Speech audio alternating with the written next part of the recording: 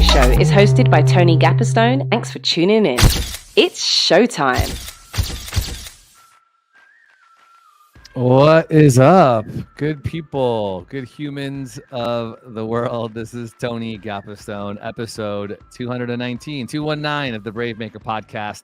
I am a Caucasian man. I'm wearing a beanie today with my yellow glasses in my faux green studio with the pink letters BraveMaker behind me with some, what are those, sunflowers? Yes, behind me, a little striped wall, wearing a gray t-shirt today. Yes, it's 48 degrees and I'm wearing a t-shirt, but that's life in California. My pronouns are he, him, his, and I am a filmmaker, writer, actor, director from Redwood City, California. You can find me on all the socials at my name, Tony Gapastione, or you can go to my website, tonygap.com. And I'm the founder and executive director of BraveMaker, which is a nonprofit organization that is dedicated to justice, diversity, and inclusion by educating, entertaining, and creating community experiences. So whoa, episode 219. It is one of our last. I think I'm going to try to squeeze in one more so we can hit 220 by the end of 2023. I just kind of like those numbers. Today, I'm going to start off by myself, and then I'm going to bring in a friend, a guest, a BraveMaker team member, actor, producer, Darryl Merquillo, who will join us a little bit later to talk about some of the things that we're doing with BraveMaker. But what I wanted to do today is I had never done this part before, where I've done solo shows before. I've talked, I monologue by myself and talk about different things. Like I did a how to navigate creative conflict, a fundraising episode, all these types of things about collaboration, because I've written blogs about that. If you didn't know, BraveMaker does have a blog. Go to bravemaker.com and click on the media tab and you'll see our blog. And we've got different people who have contributed, one of them being our intern, Jessica Cohen, out of Austin, Texas. Today, I'm going to kind of riff in a subject that I know pretty well, but that I have not finished the blog yet. So this is kind of like a workshop in a way. And it's all about why in the world one would be nuts enough to start a nonprofit. So if you're watching live and not listening, I'm going to show a little bit of the process. So I just kind of start all my blogs in a Google Doc, and I've been working on this one for quite some time. Didn't feel ready to publish it yet. I was hoping I could publish it today, but I didn't feel like it was fully finished. So I thought, let me just talk about it and riff a little bit about it and see if I can put the polish on in a real workshop-y type of way. So I'm calling this like start a charity ? Why I founded a nonprofit film organization, how I mostly make it work. Now, one of the reasons why I wanted to do this was because people will often ask me, can I pick your brain? Can I talk to you about starting a nonprofit? Because they want to start a nonprofit themselves, which I think is surely fine to start nonprofits. I think they're great. It worked for me, but I often find myself unable to maybe meet with someone in person, or scheduling doesn't work. I'm thinking of my friend Anthony Caravella. This is for you as well. We were supposed to talk about this a few weeks ago, and then both of our schedules got a wrench thrown in them, so we didn't meet. So I'm like, well, if I just record this or write a blog about it, I could just send this right to a person and maybe answer some of the questions that they have. But I'll be, really transparent. As I was writing this or starting to talk about it, it definitely kind of flared a lot of my insecurities and fears, because this work is not easy. This work is taxing. It's tiring, just being real. Even today, I got 2 weeks left to the end of the year.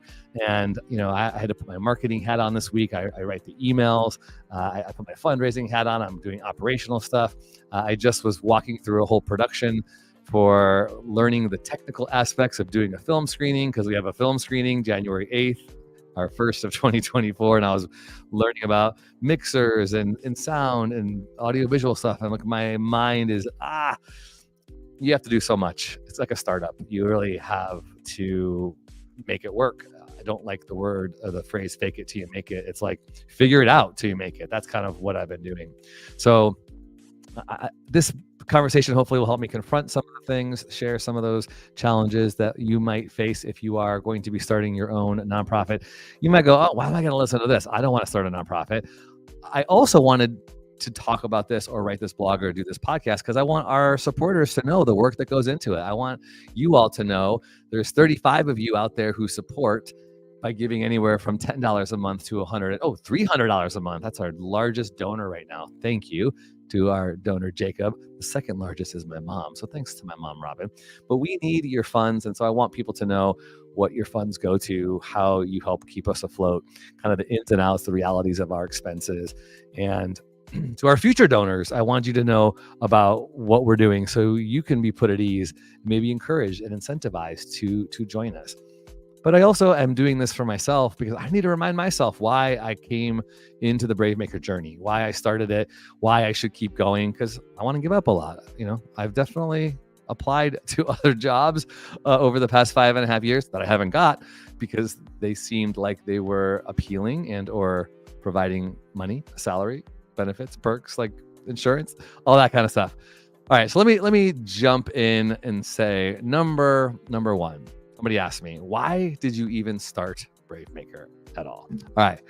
I have always loved filmmaking. Filmmaking has been, from the time I was a kid. Obviously, everybody's interested in acting, storytelling, creativity. I started BraveMaker because I had been acting for quite some time. I had really been satisfied, engaged, passionate of telling stories, being in front of the camera or being on a theater, stage had been really fulfilling. But I went into a nonprofit space and got a job for 20 years. It was a faith community. So I was a church leader for quite some time. And I got to do a lot of creative stuff there. But then I found myself kind of burning out, maybe hitting a ceiling, maybe feeling like my gifts weren't really being maximized to their strongest degree. And I also started feeling like the job I was in could be better. And I wanted to bring change. And the change that I sought to bring wasn't happening. And I'm probably because I didn't have a lot of control. I didn't have as many freedoms in the role that I had, bumping up against, hierarchy or challenges or red tape. And so I thought, well, I need to jump into this entrepreneurial endeavor that I felt like, if I could use spiritual terms, maybe I was getting signs from God to do. Take a leap of faith and do something you've always wanted to do that doesn't seem possible. That really seems like it could only happen, by faith, by work, by some miraculous creation, just like making a film. Making a film is an undertaking. It's a collaborative medium. People have to gather together. It takes a village, all those phrases, right? So I took these signs, and in 2017, I started to prepare to leave my job, put my resignation in, and I left in early 2018. And around that time, I started thinking about, well, what would my dream be? Well, my dream would be a production company. My dream would be a film festival like Sundance, because I've been going since 2013 to Sundance, and I love it so much. And it was so inspiring, which, by the way, I'm going again this year. If anybody wants to come, let me know. And then I started dreaming or brainstorming, what would this organization be called? And what would this organization do? Well, because of my former job where I felt like I was bumping up against these walls where I couldn't make change, or I couldn't be as creative as I wanted to, or I could maybe talk about certain passions around mental health or LGBT issues or racial justice because it might have been frowned upon. I thought, I want to act. I want to tell stories. That fulfills me. And I'm raising my fists up in the air if you're listening to this. I also want to do good in the world, make the world better, bring change. I could marry these two things. So I'm now putting my two hands together and linking them together. It was like combining these two passions. And all of a sudden, boom, this idea of BraveMaker came to be. And it was like, ding, ding, ding. This is perfect. This is what I'm meant to do. I need to step out into the world and create this. So no joke. It was like maybe 2-3 in the morning at one point. I Googled all these names. One of my first names I was considering was the name Creative Force. Like, I thought that's cool. We call the organization a Creative Force or Creative Force, right? And I think it was taken by somewhere else. Then all of a sudden the idea, popped in my head, BraveMaker. And so I Googled the words BraveMaker, and in early 2018, nothing was out there like that. I immediately bought the URLs, bravemaker.com, bravemaker.org, BraveMaker Film Fest, BraveMaker. I started just souping it all up because I thought, this is what I want to do. This is my organization. And it was time to spread my wings and fly.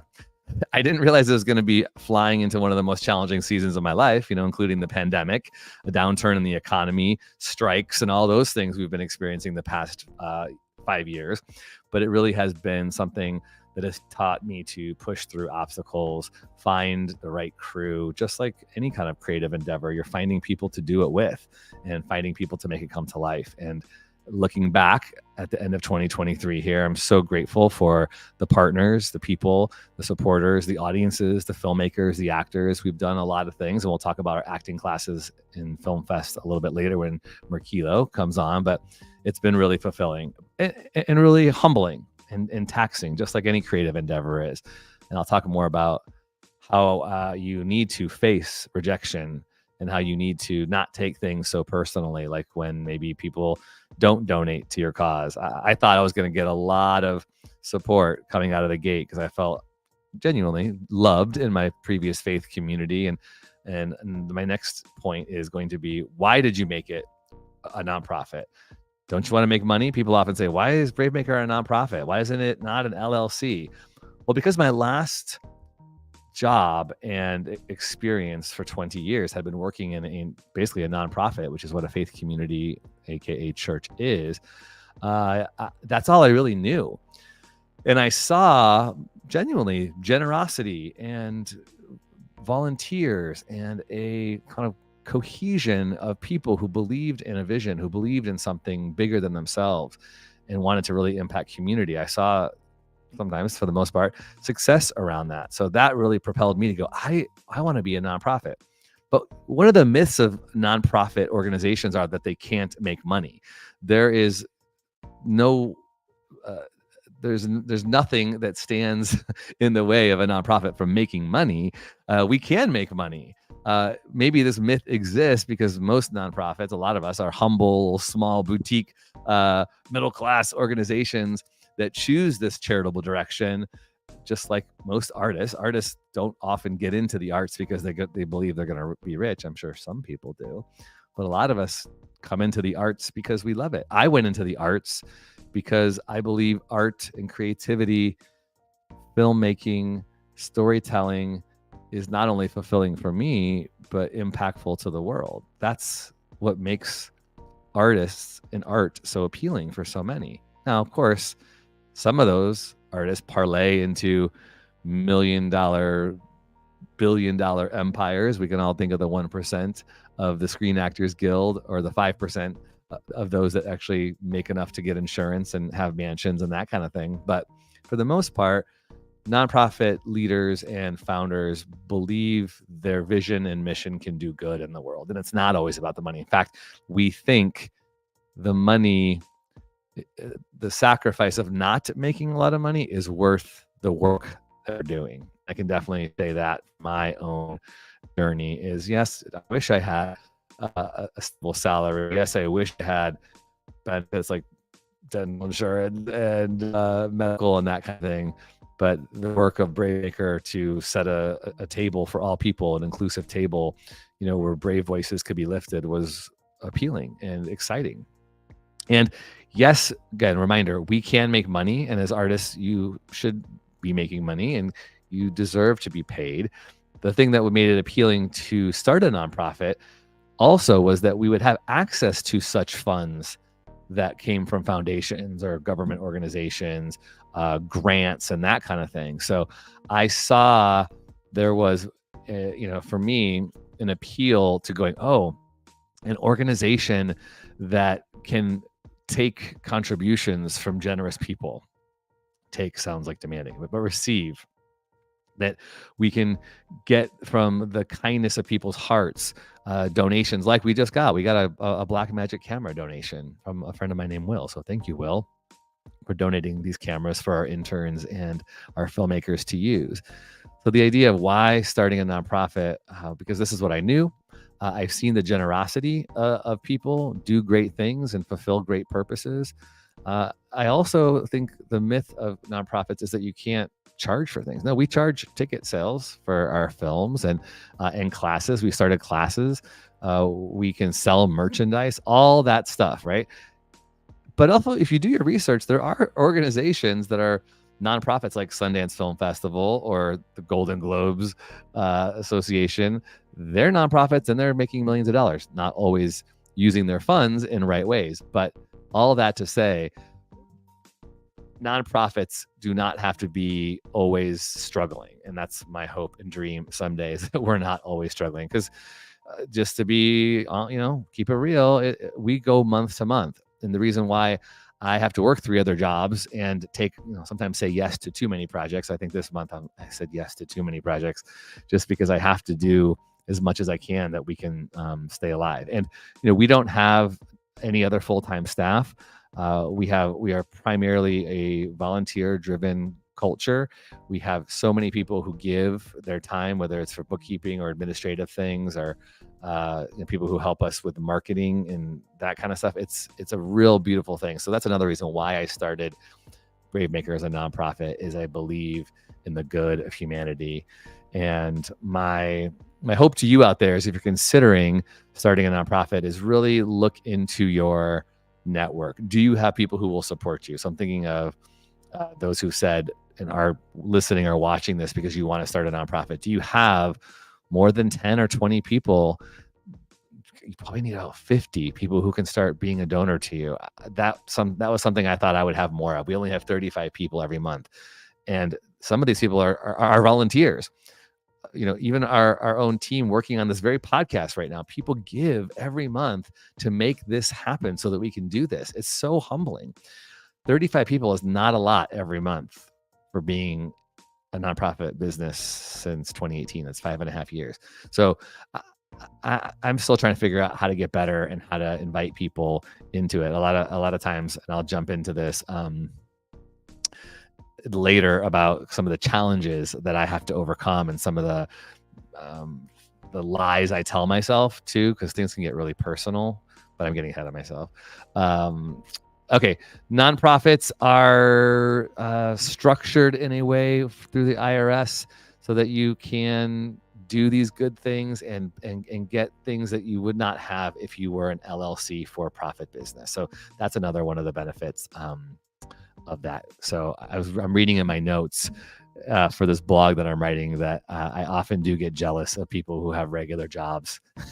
So I have to be honest about that. But how do you start a nonprofit is the next part of this. How do you start a nonprofit? So once you figure out your why, what is your why? And why a nonprofit? Why is it important for you to do this work? Nonprofits have to have certain communal impact. So, nonprofits are about helping the underserved, or impacting climate, or animals, or children, or literacy. Ours is obviously about the arts. So once you figure that out, come up with your mission statement. How do you start a nonprofit? You have to have a mission statement. You have to file all of these things with the government. You have to have articles of incorporation. You have to set up a board of directors. You have to have a name. What is your name? You have to register your charity. You have to get an EIN number, which is basically a tax ID, so that you can begin receiving donations. And by the way, just because we're a volunteer organization doesn't mean we can't pay people. We can, and hopefully someday we will have more staff, and hopefully someday I'll work myself out of a job so that another person will be executive director. And I'm excited to see who that's going to be. But you have to have all these things just like any other, which is why things can be so costly. Like right now, I'm kind of swimming in expenses, from our insurance to our lawyers to our CPA.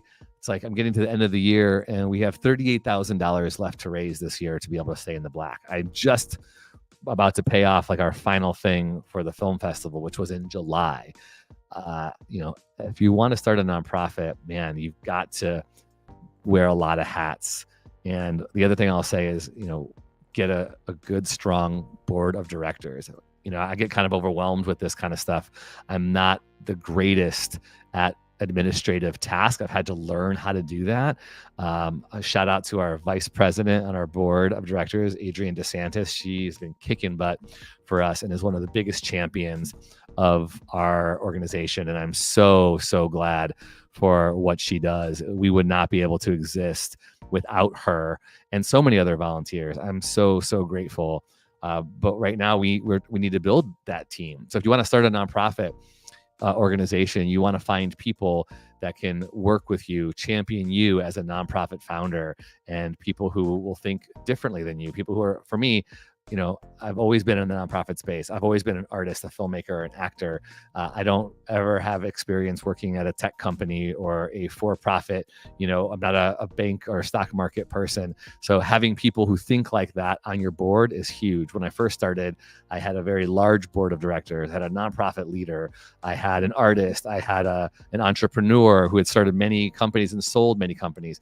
And it was so cool. Now that we're in our going on our 6th year, we've had some turnover, because people get tired and burned out. And technically every 4 years you're supposed to, kind of like the president, turns over every 4 years, or, goes out on the campaign trail. You have to have some sort of vision for how long these people stay on your board and what they do. And for BraveMaker, all of the board members also have to be fundraisers. They have to get their hands dirty, be on the ground, be a part of our film festival, be a part of our acting classes, be engaged in our social media. That's a really important part of our board of directors. We have a bunch of value statements they have to sign on to. So this will eventually all be on a blog too. But if you're asking yourself, how do I start a nonprofit? There are official things you have to do. Google it, you'll find out. But just to refresh, what's your name? What's your mission statement? What are you about? You got to register with the IRS, get your EIN number, apply for your nonprofit status so you can begin fundraising. Of course, open a bank account, get on PayPal and all the places so you can begin receiving funds, and then build your board of directors, and then start doing stuff. One of the very first things that we did in 2018 was have a film screening.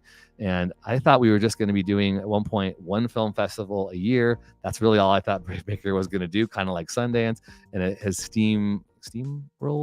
snowballed into so many other things, like a production company, an acting academy, and all that kind of fun stuff. It's been really, really great. So before, I've got 5 more minutes, I'm going to bring in my friend and actor, producer, and all things, Darryl Merquillo, to talk about his involvement in BraveMaker. And he's been in our acting classes, and he's going to be jumping into a new role at the film festival next year. Maybe he even has some questions as he's been listening. But here's some things I've had to kind of get over, some humps in being a nonprofit leader. And maybe this also applies to you if you're a filmmaker trying to raise funds, or if you're anybody trying to get people to help you with your mission, your project, your whatever. Even like if you're an actor who has theater shows, getting people to come to your stuff can often be challenging. One thing I've had to do is be my own champion, be my own marketer, be my own publicist. Is I really had to learn to get over like putting myself out there. You might say, well, Tony, you're an actor. You're always, you're taking headshots, you're posting selfies. Yep, I totally do. But being totally transparent, if I didn't have this job, if I didn't know that it is a bridge to success, I maybe wouldn't be doing that, because I don't necessarily want to put myself out there all the time. But it's just part of the job. I have to see social media as part of the job. I have gotten jobs, or have gotten donors, or people have found BraveMaker because I have posted things. So I have to really be intentional with being my own champion, with being my own publicist. Until I get an official one, I have to do a lot of that. Now, huge shout out to Jessica Cohen, Carrie Ali, other people who run BraveMaker social media. Like, they do so much behind the scenes, and I'm so grateful. And I believe they know what we're about, and that's come with a lot of work. 5.5 years, and really our intern team is still pretty small. Our social media team is still pretty small. We all are happily scrappily doing it. But if you want to be a filmmaker and raise funds, you have to be willing to work harder than anybody else. You are the first person to arrive, the last person to leave. It's so much work. And so again, yes, I'm talking about leading a nonprofit, but I'm also talking to you filmmakers who are trying to make a feature film or a short film. Number 2, there's a lot of people who won't jump on the train with you. I often, this is a confession, I'm often surprised at some of my friends. Again, no shade. I'm thinking, I thought this person was going to be involved more, and then they're not. And that just happens. It's because people are busy. People have their own passions.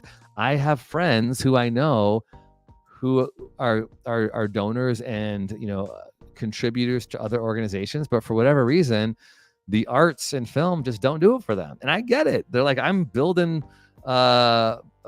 homes in Cambodia, or I'm helping human trafficking victims, or, I'm saving the whales. Like, those are all valid and important causes that I understand money needs to go to. So I really have to weigh the hurt sometimes when I don't have people joining me in the parade of BraveMaker, if you will. And if you're a filmmaker or if you're an actor and you've maybe had a show where, gosh, my cousin so-and-so didn't come to see me in my play, or you're a musician and you put on a concert and you're like, oh, I thought my grandpa was going to come see me play, my debut at the theater that's in our hometown. I've screened my movies in my own hometown, and I've had friends who live, no joke, blocks away, not be able to come. Not because they don't like me, although that's what I tell myself. It's because they're busy and they have lives. So that's a huge part I've had to get over, is the expectations. Keep them low when you're trying to raise money, when you're trying to get people to join you in whatever you're passionate about. Is you just never know. I think I'm surprised in joyful ways when I look around and go, well, what's so cool? I didn't expect that you were going to be one of the best parts of this job. And I love that. I want to be surprised more by keeping my expectations low, which is maybe something I've learned along the way too, is it's easy to be disappointed. And here's the other part of that. Sometimes people will look you right in the eye, and I really believe with good intentions. I believe what you're doing. This is amazing. How can I help? And you'll tell them how you can help. And then you never see them again. It just happens. And sometimes I get up the guts to say, hey, remember when you offered to help? Just wanted to follow back up. There's this story a year or two ago. I did this film with a group in Sacramento called Dinosaurs and Bumblebees with a bunch of students. It was so fulfilling, so encouraging. And we did a screening, sold out in Sacramento. And I'm biased, but the film is pretty good. And we were saying we need to raise money to help get it into other film festivals, because film submissions cost anywhere from $25 to $50, $75, even maybe $100. I don't know, at times. This woman came up to me and said, I love the film. It's so great. I would like to pay for 2 film submissions for you to film festivals. Like, oh my gosh, that's awesome. I said, it's probably going to be about $50, $75. She's like, no problem. I'll give $100. Okay, cool. Here's my email. Gives me her email. So I emailed her in a week. Didn't hear back from her. Like 3 weeks later, I emailed her again. Hey, just wanted to follow up. We're submitting things. Would love to get your nothing. Like, so weird. I emailed the person I knew was connected with her. I'm like, hey, can you reach out to so-and-so? They said they were. And my friend's like, yeah, sure. And nothing. Can I explain that? No, never got that. Even though she fully looked me in the eyes and said, I don't understand why that happens. I'm sure I've done that to somebody else in the world. Anybody's ever been a waiter, ever wake up in the middle of the night and go, I forgot to bring napkins to table 25. That's what it feels like. I used to wait tables all the time, and I would remember someone would ask me for pepper, or someone asked me for a refill on their soda, and I wake up, oh my gosh, I forgot. Things happen. That's one thing that I have accepted, is that you're just going to have a lot of disappointment, and that's going to be okay. All right. Final thing I'll say, and I'm going to bring in Darryl, is in doing this nonprofit, I've had to pivot multiple times, not just because of the pandemic or the market going down. Like, we didn't get 30% of our fundraising that we needed to do to pull off our film festival. I had to get creative. We started classes as a way to bring in revenue to help pay our rent. And that has become one of the most fulfilling things. And I'm actually growing our classes. Now we have 2 teachers teaching at BraveMaker. We're going to be doing more things in 2024. But that happened as a result of trying to figure out, okay, we're not bringing in enough donations. How can we find a way to make money? And that's how the classes all started. So if you're thinking about starting a nonprofit, you got to think like, how can I diversify my portfolio? There's donations, there's selling merch, there's doing events, there's hosting classes, there's offering consult sessions. You got to be creative. And you also have to be willing to work multiple jobs. All right. I'm going to bring in Darryl. He is behind the scenes in our virtual green room. He's been listening to the past 10 minutes, I think, and maybe he's got some comments or questions, but he's also an actor, a producer, and a filmmaker himself. Welcome, Darryl Merquillo. Hey, what's going on, Tony? Can you hear me okay? Yeah, buddy. All right, Why don't awesome. you've been on the pod before, but why don't you go ahead and do your introductions, pronouns, all that fun stuff? Sure. Hello, everybody. My name is Darryl Merquillo. My pronouns are he, him, his. I am wearing a black beanie, black jacket with gray sleeves. My beard is very symmetrical, and my skin is a nice caramelized brown. But I'm glad to be here, Tony. What's going on? Yeah, buddy. Caramelized brown, symmetrical beard. I think last time did we both have a hat? I don't know. We both wearing beanies. Makes me feel like we coordinated this, but we didn't. So Daryl, we call Darryl Merquillo because that's his last name. That's also his Insta handle. You should follow him at Merquillo. He's a fun follow. You have been a surprise and a joy in such a good way this past year for me. Introduced by our fun friend and sis, Priscilla Lamb. You came into the scene through 11th Hour Creatives with her. You had a film at the film festival this year. You've taken 2 of the BraveMaker Academy classes. Honestly, dude, you brought me such joy with your ethos, your the way that you laugh. You have a great smile. You're very talented, and you're just fun, dude. You just bring some kind of OG vibe into the BraveMaker community. So I want to hear, as you heard me just flapping my lips about all that stuff, what comes to mind for you? Oh man, just speaking from like a general perspective, I could reverse everything that you just said and tell you how thankful I have that, BraveMaker came across my life path this year. So thank you, Priscilla. Definitely, she was the medium that brought us together. But I feel like Tony, you were the mentor, especially in the film space, that I put my energy out into the universe as a writer, actor, director. And the universe said, "Hey, here's Tony from BraveMaker." I mean, as far as everything that I've done, the film festival was amazing. It was as a first time producer of a short to have my work at the film festival. It was amazing. I met a lot of great connections, not just the panelists that you brought, who have some skin in Hollywood, but people like Nader, who's super inspiring with his film about faith and being able. I was able to shake hands and rub shoulders with Sean from Guerrilla Wanderers, creator of Douchaholics, and that was a lasting relationship. And the Academy, which Tony was talking about, I like to tell everybody it's my formal debut as an actor. Because I've done some YouTube stuff. Me and my friend Lakota, who wrote one of the films that I produced and that made it to the festival, we did some like Key and Peele type YouTube sketch comedy. But to have some type of tutelage and mentorship under Tony, who, I'm not saying this just because you're in front of my camera screen right now, but Tony is definitely one of the most talented screenwriters I've ever met in my life. Oh, come on. No, I've never seen, like, I've worked, I think I did some drone work for you before. That's right, you did. Yeah, I was doing some camera operating work. Like, just the level of talent that you bring. I know you are giving everybody like, hey, I'm a nonprofit, hey, I pay myself with passion type of speech, which I want you to know, Tony's probably easily one of the best screenwriters. I've never seen a bad script from him. And as a director, if you're an aspiring actor, you need to join the Academy because it's concrete information.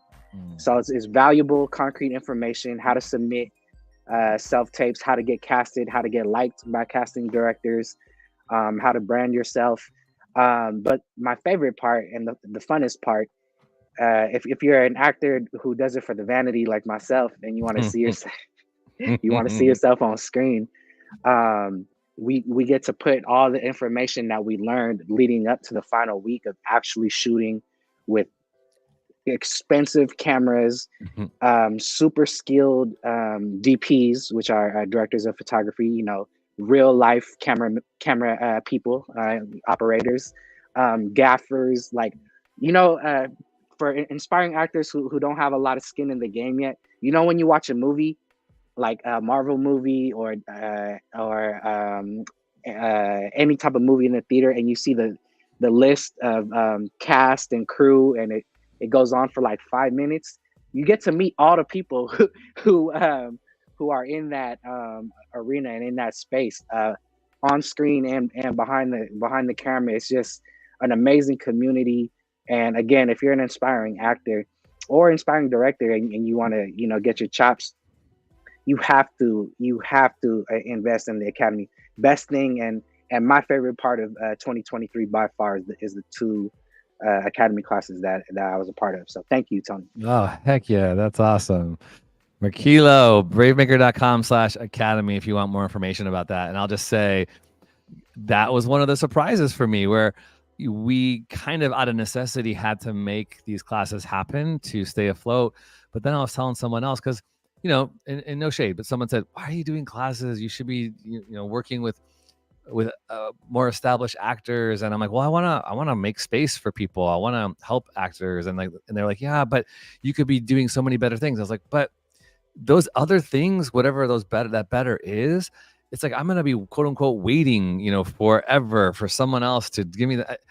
This has been such a joy, because I'm learning too. Like, I'm learning how to direct. Like, this year I got to write and produce or direct 4 different short films through this academy with people that I know, like, they're learning, and I'm getting inspired watching you all and how you all are taking things, and you're all helping me be a better actor. And then we got to work with that director, Christine Weatherup from LA 2 different times. And so, yeah, I'm really glad that you were a part, man. And thank you for your words. I'm super affirmed. And we talked about this, and I'll just say it out loud just to declare it, because sometimes it helps for accountability. Like, I've read Darryl's writing. Darryl, at one point during one of our rehearsals, we were doing some alts or alternative lines, and he was kind of improvising some things. And then the very next day, he's like, here, I already wrote those up. You can just cut and paste and put it right into the script. I was like, okay, Mr. Producer, Mr. Writer. So I'm also, it's kind of like a farm team in a way. It's like I'm looking and vetting actors and future directors. And that was another thing, kind of by accident, we started a little directing training or director shadow program. And I'm working with Karaya Garcia, who's going to work with me on the spring short film. She's going to co-direct it with me. And then we're going to try to set her up to actually direct the May one. And I thought, like, same thing with you, Merquillo. Like, as I was watching you, I'm like, oh yeah, you're already doing 11th hour stuff. You're doing your other music video and producing stuff. So this has been like a jumping off place also for collaborations, where I'm going, oh, I can see this person in another role in an instant. Like, that's what I love about BraveMaker, is we're finding new talent and we're growing talent, and we're all together. Like, I'm not above anybody else too. I'm still learning as well, and I'm sharpening myself. And yeah, so I don't know. We'll see what 2024. I hope we can, you know, get on that list again with you to be a highlight. Can I piggyback off that real quick? Yeah. I watch a lot of interviews on YouTube, you know, my favorite actors and whatnot. And I forgot who said it. I want to say it was like Denzel Washington or something, but I could be completely wrong. But it was one of my favorite actors. But the piece of advice that they said was, when they were coming up in the space, whether it was theater or whether it was, you know, their first you know, on screen productions, those are the relationships that you want to really nourish and you know, kind of just double down on, because when Tony becomes, you know, is accepting his best director of the year award at the Oscars, and Kilos is winning, you know, best breakout role,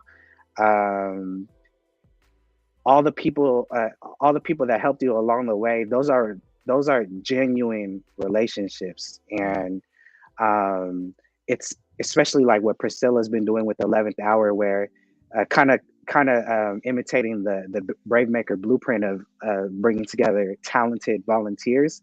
You know, it's just amazing with BraveMaker as well, being connected to these super talented DPs, again, camera operators, directors, screenwriters, actors, and just being able to pull each other up literally from the ground.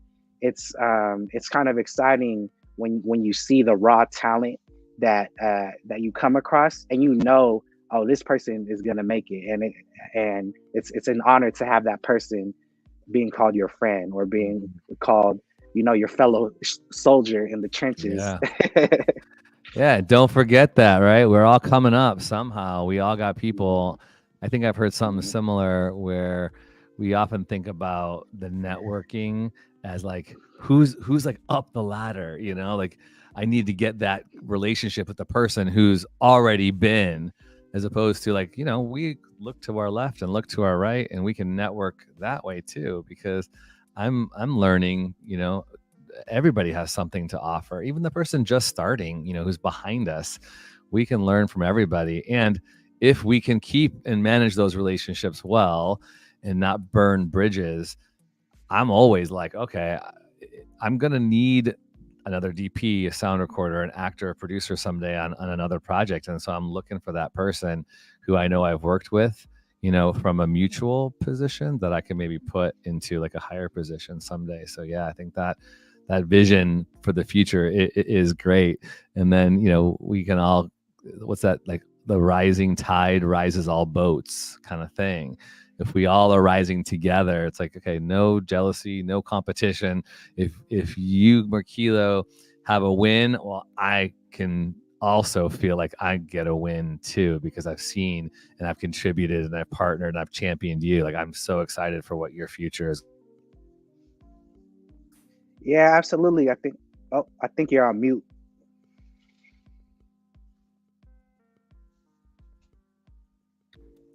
My plug, check 1, check 2. My plug came out. All right, I'm back. I was just saying how I'm happy for what the future looks like for you, Merquillo, and what you got going on. Yeah, and I mean, I was saying again, jump in and see if my check 1, check 2. Am I back? You back? Can you hear me? All right, keep talking. I gotta jump out and jump back in, I think, to reset it. Why don't you talk about your thoughts on, future film festival, any kind of thing like that, in regards to nonprofits, so people know when they support BraveMaker, they're supporting festival and what you're doing. Yeah, absolutely. Just in terms of the upcoming film festival, I'm excited because I was able to build a relationship with Tony, where we both figured, hey, why don't I use my my charismatic, lovable energy and help Priscilla out, Priscilla Lamb, on the red carpet. And so kind of just balance her out on the red carpet, because the film festival itself, if you've never been to a BraveMaker Film Festival yet, last year was my first one, but I was in awe. Like, Tony, I don't know who he has connections with, but he might have connections with the mob, or the whole Chamber of Commerce in the Bay Area. Because I'm kidding, by the way, but it was amazing that he shut down the whole film section of Redwood City. No, literally, like the whole, like 5-block radius, probably 6-block radius, City Hall, Century Theaters, everything. And it's something that you were inspired by Sundance, and I feel like you brought Sundance to the Bay Area. Like, how many people steal their swag or steal their culture from the Bay Area, from tech? You know what I mean? Whether, we're the home of Google, we're the home of Facebook, YouTube, we're the home of Tesla, we're home of all of these groundbreaking things. But our cousin LA gets all the credit when it comes to the arts in the film. And with the BraveMaker Film Festival coming right here to Redwood City, to the Bay Area, Tony started the Sundance Festival of the Bay Area. It's very valuable. All of this, the shorts and the features that were part of it. I made some great connections with some of the people from what's the name of the Philadelphia movie again? Oh yeah, bad Tony. things happen in Philadelphia. Bad things happen in Philadelphia, and I was making genuine connections with people who came from the other side of the country to come to the Bay Area, because the Bay Area should be a hub for film, you know. And I feel like what Tony and the whole BraveMaker staff and crew is creating right now.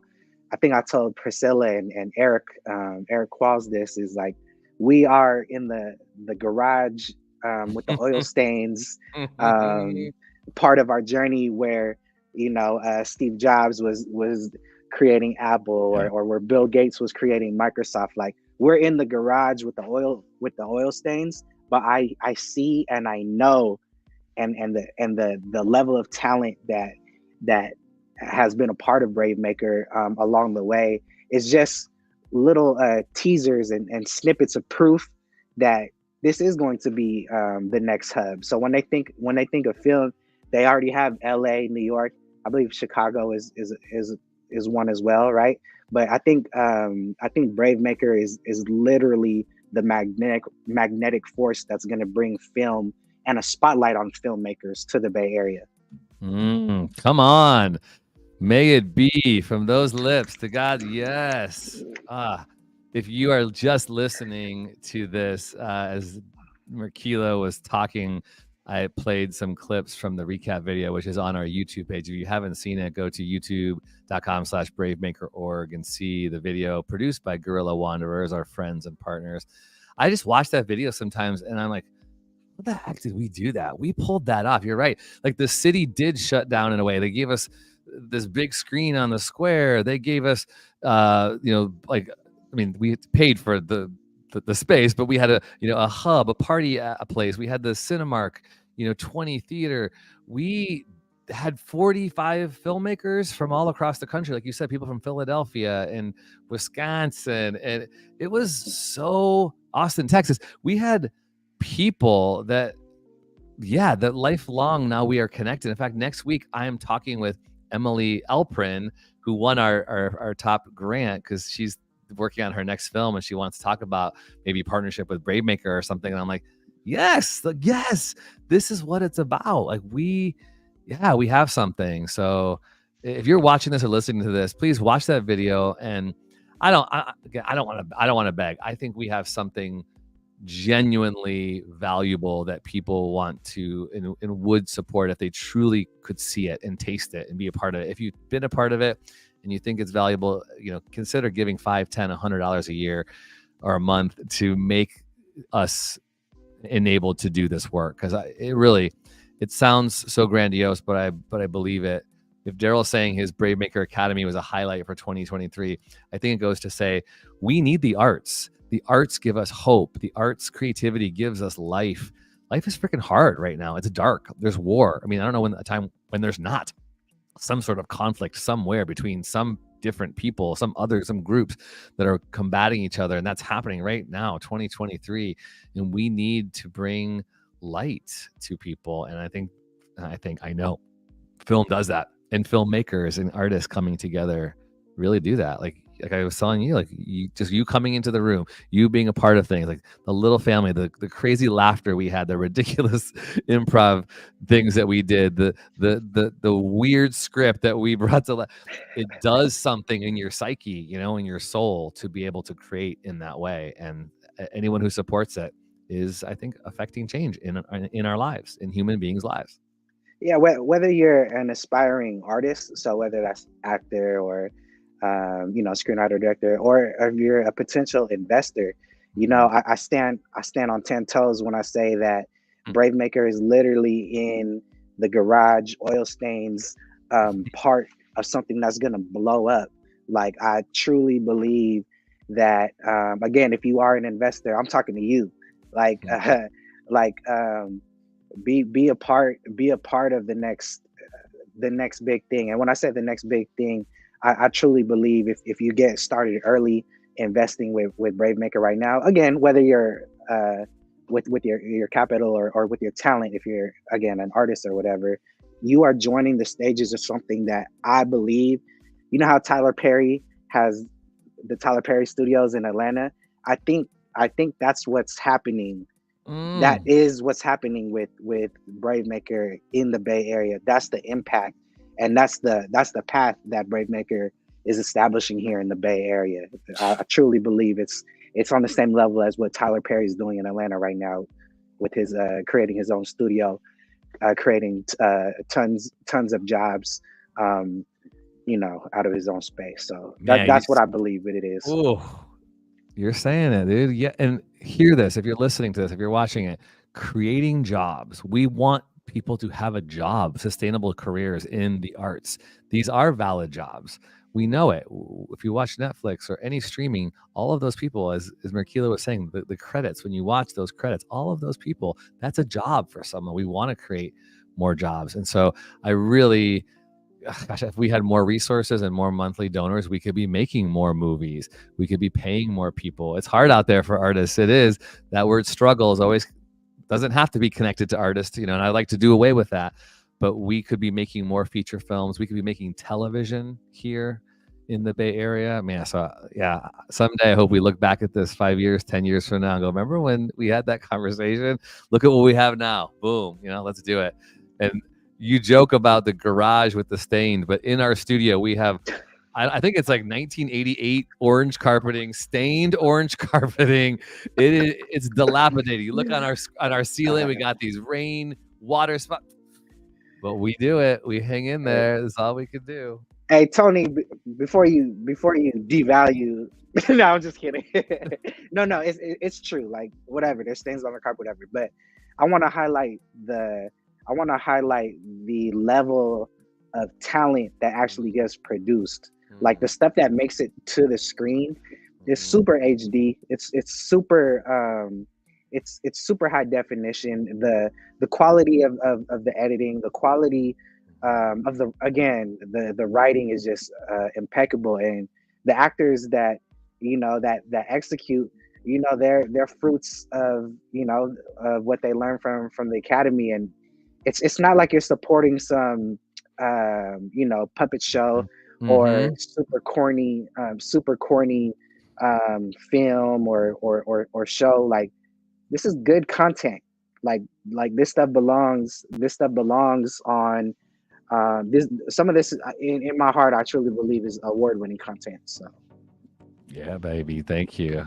Yeah, I was thinking about how when you were on for Creature Comforter, which was one of the short films that we did in November, and I'm so excited and proud for people to see this, which was a short film we did outside of the Academy that I basically put aside as much money in my own pocket to make it happen. And then the actors also contributed to their own wardrobe, their hair and makeup, their special effects. It was great. I kept thinking, man, if we just get more resources, the kind of things that we could do on the regular basis, and stories that have something to say, that get people talking, that create conversation around human rights, around mental health, around LGBT inclusion, around racial justice. Like that's what we want to be about. So if you're watching this or listening to this, I want to encourage you, become a donor today. BraveMaker.com/donate, or just text the word BraveMaker to 44321. And if you have by the way, if you text that word BraveMaker to 44321, you'll just get a link right to your phone. You can give right from your phone. It's really simple. But maybe you have a company, or you are a part of one of those Fortune 500 like Google or Apple's, and you have a give back fund that your company will match.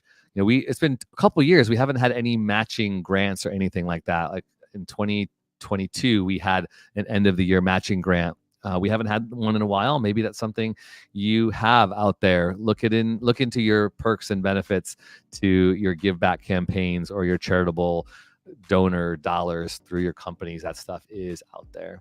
Well, Darryl, thank you so much for just being a part of stuff. I know there's more to come. There's more creativity and stories coming out of your head. You're gonna see Darryl on the red carpet, co-partnering with our Miss Priscilla Lamb, wielding the microphone, getting stories from people.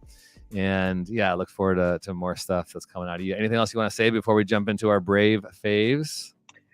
Nah, just this has been like the funnest time in my life as a filmmaker. Thanks to BraveMaker, and uh, I'm ready to keep the wheels rolling, baby. Yeah, baby, let's go. And Darryl will be back on again. I told him, this is the second time, but I told him in the fall after the festival, we got to get you on the pod more. Him and Priscilla are going to be regular co-hosting voices, so be on the lookout. Where do you want people to follow you, Merquillo, on the socials? Man, just follow me on Instagram, Merquillo, MERQUILLO. You'll find what you need to find from there. You'll find it. All right, so don't go away. We're gonna do our Brave Faves. Brave Faves. TV shows, films, books, songs, technology, clothing, podcast, food, and more. These are a few of our favorite people, places, and things. Brave Faves.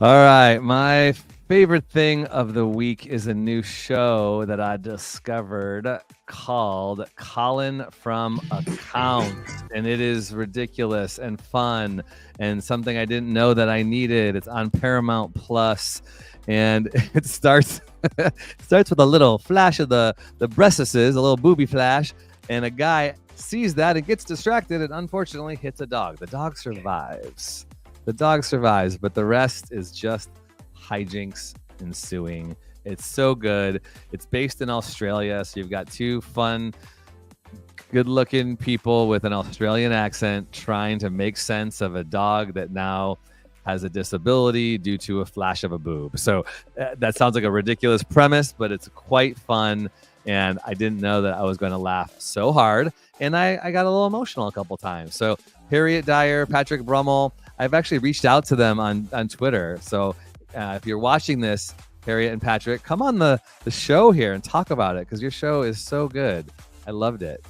All right, Merquillo, what you got? Something that's new that's been part of my morning routine is I love sports and I love hip hop, and I think the breakout podcast of the year that combines the two is It Is What It Is. It's a sports commentary podcast hosted by Cameron and Mace, but I love when I see someone who started off as a musician and then ventured into a new space in film, and whether that's somebody else. But I love that podcast, especially if you love sports and if you love hip hop culture. They talk about sports from a real gritty, and it's very genuine, and it's a very lighthearted watch. It's an easy watch for you to catch up. For all my sports heads out there, I recommend It Is What It Is. Is it these guys I'm seeing sitting on a white couch? No. I don't know who those guys are. Okay. I don't know who those guys are. But you see Mace and Cameron? Yeah, Mace and Cameron. Yeah. Okay, I just found yeah. It might be an acquired taste, but again, full disclosure, like if you like hip hop and if you like sports, that's the world that you're gonna get when you watch that show. Okay, cool. I just checked that out. All right, now I found it. Someone else stole their title as well. It Is What It Is, sports and hip hop. I found it on YouTube, but I'm sure you can find it somewhere else. Check that out. Awesome. Cool. I love new things like that. Right. Don't go away, everybody. Thank you so much to my co-host, Darryl Merquillo, today, and just all the things that he brings. I hope you, as we finish off 2023, are going to find your crew, find what makes you inspired, satisfied, happy, purposeful. If I can encourage you to go to all of our places like BraveMaker.com, sign up on our email list, which is the BraveMaker.com/buzz. Sometimes you're going to get free movies. You're going to hear about what's coming up, like our January 8th film screening in person with Oscar-nominated producer Diane Kwan. She's going to be showing her new documentary called Breaking the News, and that is currently on the film festival circuit. So you can't watch it anywhere unless you go to a film festival or BraveMaker, January 8th, which is a Monday night, the first film screening of the year. We're getting back to that. We used to do this all the time pre-pandemic. We're getting back to in-person screenings, which is very, very exciting. If you are not following us on YouTube or Instagram, please do so. BraveMaker.org. Like, subscribe, share, all that kind of stuff. If you listen or check this out on YouTube, share it with a friend. Get them introduced to Merquillo and see all the stuff that he's doing. Maybe he's going to be a future collaborator. He also has a drone. He can come to your film set and do some drone work. He can produce a film for you. He can act. He can do all sorts of things. So follow him, and you'll see all the other things that we're doing at BraveMaker.org, Instagram, like the BraveMaker Academy. We also have a film mixer coming up in February, but you're not thinking about February 2024 quite yet, are you? All right, maybe you are. Mark your calendar for Wednesday night, February 7th.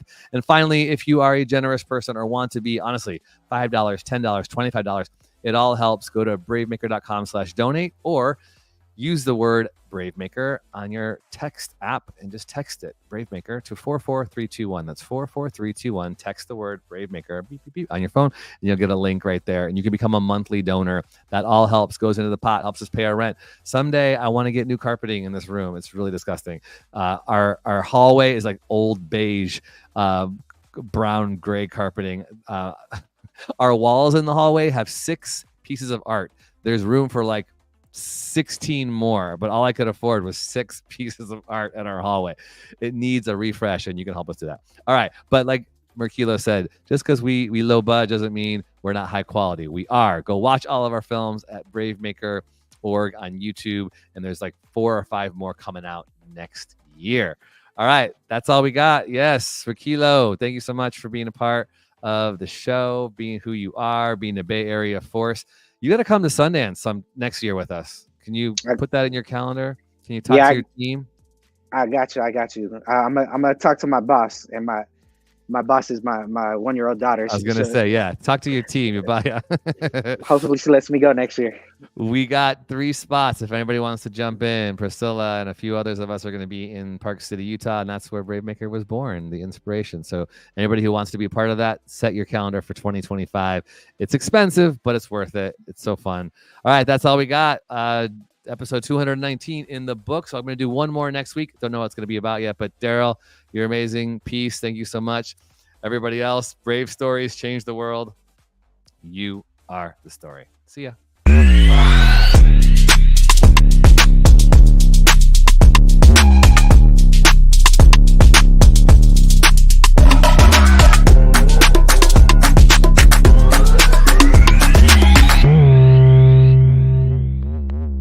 Follow us on Instagram, Twitter, YouTube, and Facebook at BraveMaker.org.